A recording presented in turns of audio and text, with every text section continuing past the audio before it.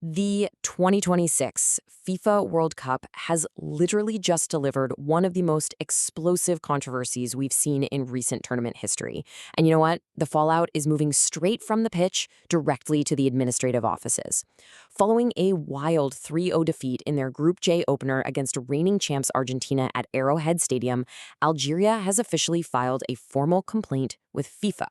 Now, this isn't just your standard post-match grumbling. We're talking about a highly documented grievance claiming egregious refereeing errors that, in their eyes, fundamentally altered the match. So, in this explainer, we're going to break down exactly what went down, the specific evidence presented, and how this drastically shifts the entire landscape of the World Cup. To really grasp the gravity of this situation, you've got to hear directly from the Algerian FA president, Walid Saadi. He definitely didn't mince his words here. He stated, "The officiating was unacceptable. The red card for Messi was a turning point, and we believe VAR's intervention was flawed. We demand a thorough investigation by FIFA." I mean, that is a stunning, forceful declaration to make on the world's biggest stage, right? It immediately establishes the core conflict. A team that genuinely feels systemic, technological failures robbed them of a fair fight against the #1 ranked team in the world. Let's get right into part 1, the evidence, and a timeline of these disputed challenges. Because this wasn't just one isolated bad call. It was a sequence of moments where the game seemingly lost its structural discipline. It all starts around the 30th or 32nd minute. Lionel Messi, who by the way had already scored, makes this studs-up challenge from behind that catches the calf of Algerian defender Aïssa. A foul is called, sure, but no card is given, and crucially, play is not halted for a formal VAR review. Fast forward to the 68th minute, and the game just explodes. Messi fouls Rami Bendisfaini. Initially, yellow card, but then VAR steps in, reviews the play for violent conduct, seemingly looking at retaliation, and they upgrade it to a direct red card, an incredibly rare dismissal for the Argentine captain. But wait, the chaos wasn't over. Literally just 6 minutes later, in the 74th minute, Argentina's Alexis McAllister collides with Ibrahim Amaza, catching him in the face with an elbow. And again, no red card is shown. So here's how the Algerian Football Federation, or the FAF, is framing these exact moments in their official FIFA dossier. To them, these are absolute, crystal-clear failures of the VAR system. They argue that the early calf tackle by Messi was a blatant send-off offense that the VAR bunker completely ignored.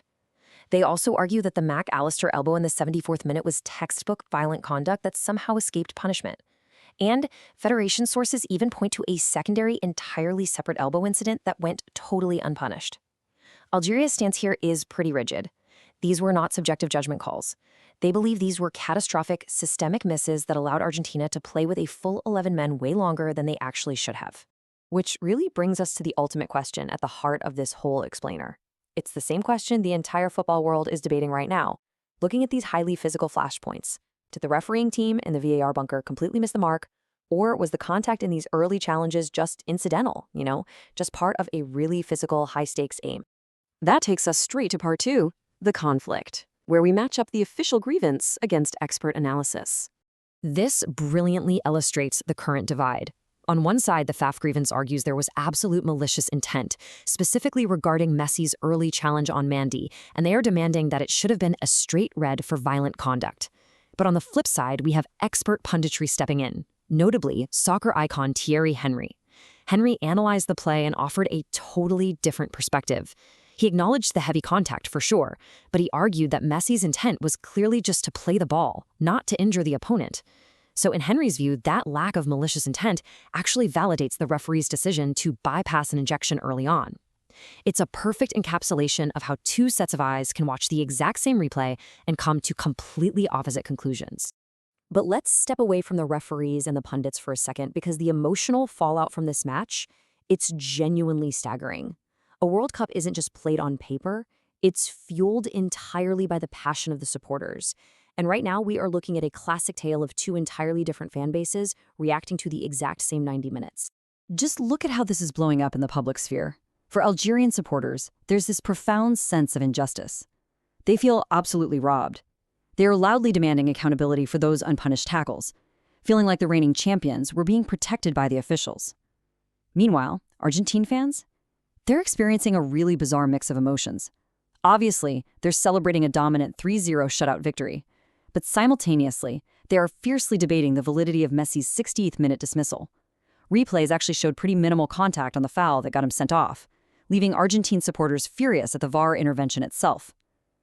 The end result is just a massive, widespread social media firestorm, centered entirely around the inconsistency of VAR. Now let's look at part 3, the stakes and the overall fallout for Group J. The stark reality of the standings right now shows Argentina sitting very comfortably at the top of Group J with 3 points and a really healthy +3 goal differential as they gear up to face Austria next. Algeria, on the other hand, despite their traditionally strong form and solid defensive capabilities, finds themselves rock bottom with 0 points and a -3 differential. For a squad that had extremely high hopes of advancing to the knockout stages, which is something they haven't pulled off since 2014, they are suddenly staring right down the barrel of immediate tournament elimination. And that makes their next match on Tuesday, June 24th, against Jordan, an absolute fight for World Cup survival. We're talking a high-pressure, must-win battle. If they drop points here, their dreams of reaching the knockout stage are effectively over. The suffocating pressure on Vladimir Petkovic's squad right now is just immense. They somehow have to mentally reset from the perceived injustice of the Argentina match and focus entirely on putting up a flawless performance against Jordan. But before we wrap this up, we've got to talk about this number, 16. Because amidst all the dark clouds of controversy, the VAR debates, and the massive FIFA complaints, history was quietly made out on the pitch. You see, before he was shown that highly debated red card in the 68th minute, Lionel Messi was putting on an absolute masterclass. He actually scored a spectacular hat-trick. Those 3 goals officially tied him for the all-time World Cup goal record at exactly 16. It is an incredible, almost surreal footnote to a match that has been completely overshadowed by administrative chaos. So, as FIFA prepares its official response to Algeria's dossier in the coming days, we are left with a pretty profound duality. Will this specific match, and maybe even the early stages of this 2026 tournament, be remembered for Lionel Messi's record-breaking, historic brilliance, or is it going to be permanently stained by what one federation calls irreversible systemic officiating errors? It's a question that strikes at the very heart of the modern game, and you better believe we'll all be watching closely to see exactly how FIFA responds.